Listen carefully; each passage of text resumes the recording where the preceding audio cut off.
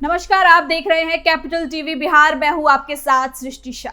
बिहार विधानसभा चुनाव अब अपने सबसे दिलचस्प दौर पर पहुंच चुका है।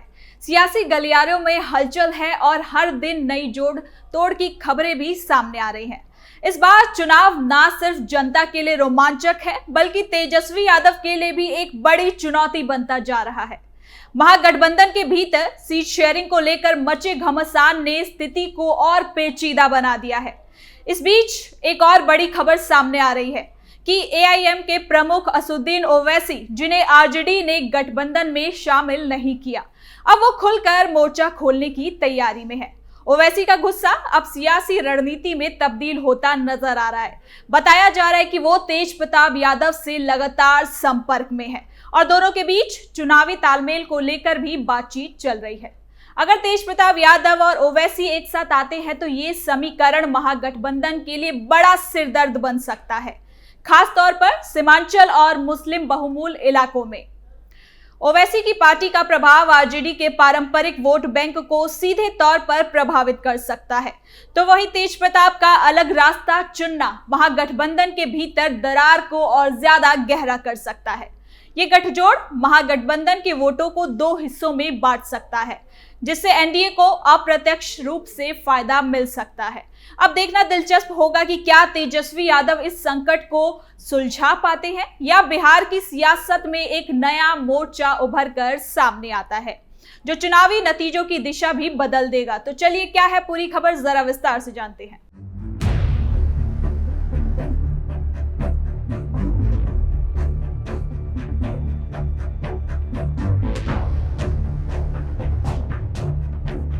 आरजेडी को ओवैसी से पंगा पड़ा भारी, तेज प्रताप यादव से बन सकती है बात। बिहार विधानसभा चुनाव का माहौल अब पूरी तरीके से गर्मा चुका है।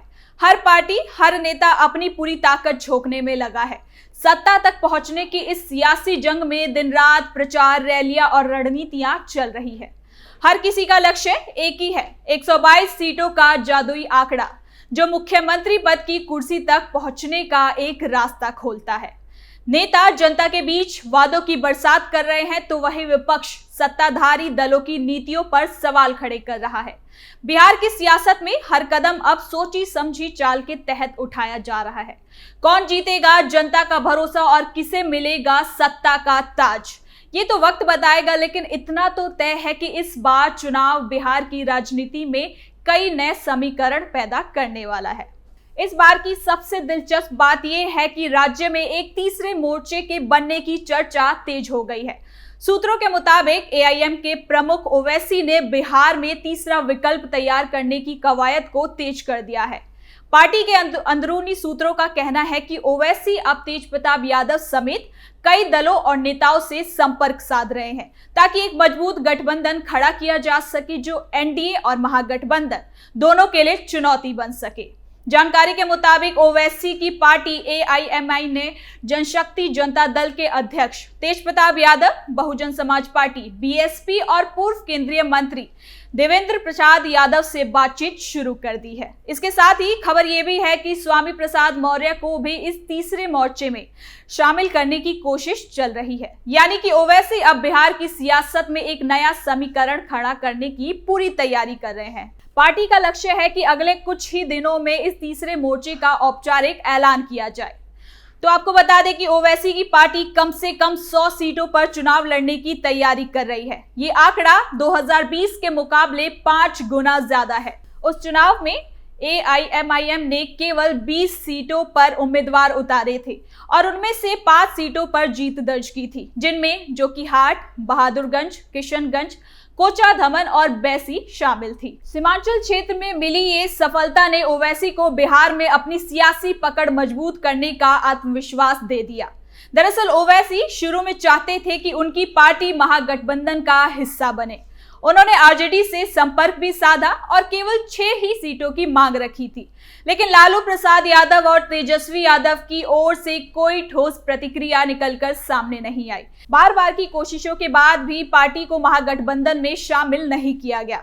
इस नजरअंदाजी से नाराज ओवैसी ने अब बिहार में अपने दम पर मैदान में उतरने का फैसला ले लिया है। उन्होंने साफ कहा है कि इस बार अगर महागठबंधन ने उन्हें जगह नहीं दी तो वो अपने उम्मीदवार उतारकर आरजेडी को नुकसान पहुंचाएंगे। पार्टी का ये फैसला महागठबंधन खासकर आरजेडी के लिए एक बड़ी चुनौती बन सकता है। वजह साफ है, ओवैसी जिन इलाकों में प्रभाव रखते हैं वो क्षेत्रीय है, जहां आरजेडी का कोर वोटर बैंक यानी मुस्लिम और पिछड़े वर्ग के मतदाता मौजूद है। सीमांचल का इलाका पहले से ही ओवैसी के प्रभाव में माना जाता है। 2020 के चुनाव में एआईएमआईएम ने जिस तरह वहां पर अपनी पैठ बनाई, उसने आरजेडी की चिंता बढ़ा दी थी। अब अगर ओवैसी 100 सीटों पर उम्मीदवार उतारते हैं तो इससे सीधे तौर पर महागठबंधन के वोटों में सेंध लग सकती है। तेज प्रताप यादव से ओवैसी के संपर्क में आने की खबर ने सियासी हलचल को और बढ़ा दिया है। तेज प्रताप यादव पहले से ही आरजेडी के भीतर खुद को अलग थलग महसूस कर रहे थे। अगर वो ओवैसी के साथ आते हैं तो ये ना केवल महागठबंधन में दरार डालेगा बल्कि एक नए समीकरण को जन्म देगा जो चुनावी नतीजों को प्रभावित कर सकता है। इसके साथ ही ओवैसी का अन्य दलों जैसे बीएसपी और जनशक्ति जनता दल से संपर्क भी ये संकेत देता है कि तीसरा मोर्चा अब केवल चर्चा तक सीमित नहीं बल्कि जल्द ही इसका औपचारिक स्वरूप सामने भी आ सकता है। ओवैसी का ये कदम बिहार की राजनीति में बड़ा बदलाव ला सकता है। एक ओर जहां एनडीए अपने परंपरागत वोट बैंक को साधने में जुटा है, वहीं महागठबंधन के भीतर की खींचतान उसे कमजोर कर सकती है। ऐसे में तीसरे मोर्चे के उभरने से पूरा चुनावी समीकरण बदल सकता है। खासकर अगर एआईएमआईएम, बीएसपी और जनशक्ति जनता दल जैसे दल एक साथ आते हैं तो ये गठजोड़ सीमांचल, मधेपुरा, पूर्णिया, अररिया और किशनगंज जैसे इलाकों में निर्णायक भूमिका निभा सकता है। फिलहाल सबकी निगाहें अब ओवैसी के अगले कदम पर टिकी हुई है। अगर अगले कुछ दिनों में तीसरे मोर्चे का ऐलान होता है तो ये बिहार विधानसभा चुनाव को त्रिकोणीय बना देगा, जहां एक तरफ एनडीए, दूसरी तरफ महागठबंधन और तीसरी तरफ ओवैसी का नया गठबंधन होगा। ऐसे में मुकाबला और भी दिलचस्प हो जाएगा और ये तय है कि इस बार का चुनाव नतीजों के लिहाज से बिहार की राजनीति में एक नया अध्याय लिखने वाला है। बिहार की सियासत में जहां एक ओर ओवैसी तीसरे मोर्चे की तैयारी में जुटे हैं, वहीं दूसरी ओर आरजेडी के भीतर भी सब कुछ ठीक नहीं चल रहा।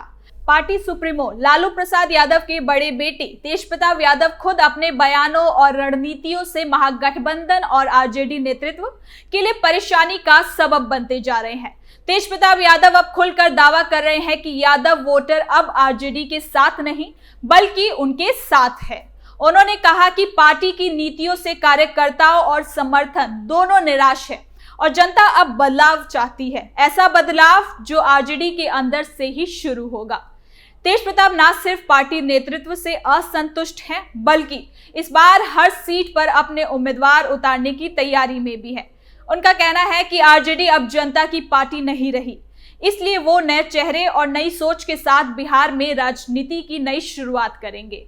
हाल के दिनों में उन्होंने कई जनसभाओं में ये ऐलान किया है कि वो खुद महुआ विधानसभा सीट से चुनाव लड़ेंगे। महुआ वही सीट है जहां से 2015 में विधायक चुने गए थे। हालांकि वर्तमान में तेज प्रताप यादव हसनपुर सीट से विधायक है, लेकिन महुआ से दोबारा मैदान में उतरने का उनका निर्णय ये संकेत देता है कि वो अपनी पुरानी सियासी जमीन फिर से हासिल करना चाहते हैं। इसके अलावा ये चर्चा भी तेज है कि तेज प्रताप यादव राघोपुर विधानसभा सीट से भी चुनाव लड़ सकते हैं। राघोपुर जहां से उनके छोटे भाई तेजस्वी यादव विधायक है। हाल ही में बाढ़ से प्रभावित क्षेत्रों में शामिल था ये इलाका। तेज प्रताप यादव वहां का दौरा कर चुके हैं। उन्होंने स्थानीय लोगों से मुलाकात की और उनकी समस्याओं को सुना और राहत कार्यों की जानकारी दी। इसके साथ ही उन्होंने जनता के बीच कहा था कि आपका विधायक आपके काम नहीं आ रहा, वो यहाँ नहीं आया लेकिन मैं आया हूँ। ये बयान ना सिर्फ तेजस्वी पर सीधा तंज था बल्कि ये भी संकेत देता है कि तेज प्रताप यादव अब खुद जनता के लिए असली प्रतिनिधि के रूप में पेश हो रहे हैं। तेज प्रताप यादव के इस रुख से साफ है कि वो अब किसी भी कीमत पर आरजेडी की परछाई से भी नहीं मिलना चाहते। उनका मकसद खुद की सियासी पहचान बनाना है, चाहे इसके लिए उन्हें अपने ही परिवार और पार्टी के खिलाफ क्यों न जाना पड़े। कुल मिलाकर अगर तेजप्रताप यादव अपने वादों के मुताबिक सभी सीटों पर उम्मीदवार उतारते हैं तो इसका सीधा नुकसान आरजेडी को होगा। यादव वोट बैंक में सेंध लगने से महागठबंधन की स्थिति कमजोर हो सकती है। ऐसे में बिहार की राजनीति एक बार फिर से नए मोड़ पर है, जहां ओवैसी और तेजप्रताप यादव दोनों मिलकर आरजेडी के लिए बड़ी चुनौती साबित कर सकते हैं। ऐसे में बिहार की राजनीति एक बार फिर से नए मोड़ पर है, जहां ओवैसी और तेजप्रताप यादव दोनों मिलकर आरजेडी के लिए बड़ी चुनौती साबित हो सकते हैं। तो फिलहाल के लिए इस खबर में इतना ही। देखते रहिए कैपिटल टीवी बिहार।